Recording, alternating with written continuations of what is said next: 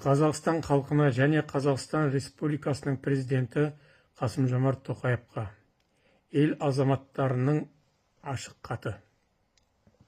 Қазақстан Республикасы Конституциясының референдумға ұсынылып отырған жаңа жобасы асығыс, халық мүддесіне қайшы дайындалған деп есептейміз.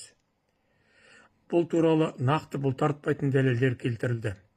Бұл жоба 20 миллион азаматтың құқықтарын шектейтін, парламенттің өкілеттілігін тарылтатын, президент билігін шексіз асырып үстем ететін, ұлттық мүддеге нұқсан келтіретін құжат деп санаймыз. Бұған мынадай жайттер дәлел бола алады. Мемлекеттік тілдің дамуын тежеп, оны өзге тілменен, орыс тіліменен қатар қоятын 9-шы бап, жерді сатуға жол ашатын, жерге жеке меншік иелігін қарастыратын 8-ші бап, мемлекетке опасыздық жасауды қоспағанда президенттің өз өкілеттілігін атқару барысындағы әрекеттері үшін оны қылмыстық және әкімшілік жауапкершілікке тіке тартуға болмайтындығын көздейтін, сондай-ақ бұл норманы экс-президенттерге де қолданатын 48-ші бап, 145 депутаттан тұратын бір палаталы парламентті құрылтайды тек партиялық тізім арқылы жасақтауды көздейтін, соның салдарынан 12,5 миллионнан астам азамат сайлау және сайлану құқығы шектейтін 53-ші бап, бейбіт жиналыстар, митингілер мен демонстрациялар өткізу заңы арқылы шектеу қоюды қарастыратын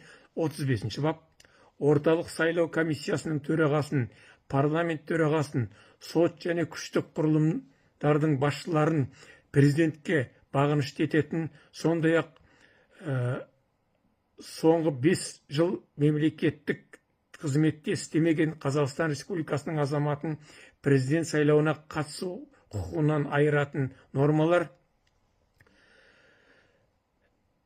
Сонымен бірге қатар президенттің өз орнына мұрагер ретінде сайлаусыз тағайындай алатын вице-президент лауазымын ата заң арқылы бекіту қарастыру және басқа да даулы нормалар бар. Жалпы вице-президент халықтың сайлауымен сайланады. Біздің қалауымыз парламенттік басқару жүйесі енгізу.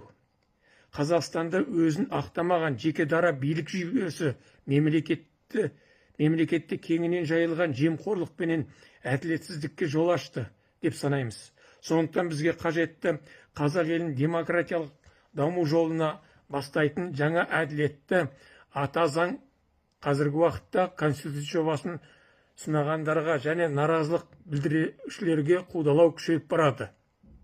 Конституцияны қысым көрсету арқылы қабылдатуға болмайды. Осы жерде айта кетейін, Түркияның кезінде президент Ататүрік айтқан екен, ұлтқа қожалық жасауға болмайды, ұлтқа тек қызмет ету керек. Кім қызмет етсе, сол ғана оның басшысы бола алады деп. Міне, осы қағиданы сақтау керек.